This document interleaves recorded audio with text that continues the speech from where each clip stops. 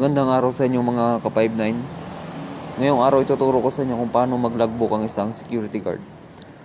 Para po ito sa mga baguang security guard. Mabilis lang po ito. Panoorin nyo po.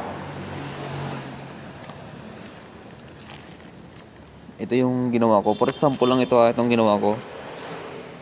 So halimbawa, una, itong pinagdudutihan mong lugar.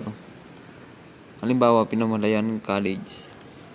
Ngayong araw, December 24, 2021. Halimbawa ako to, SG Perez BS. Ako to. Pumasok ako ng alas 6 ng umaga.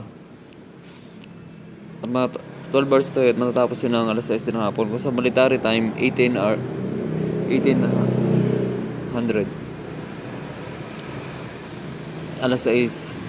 Receive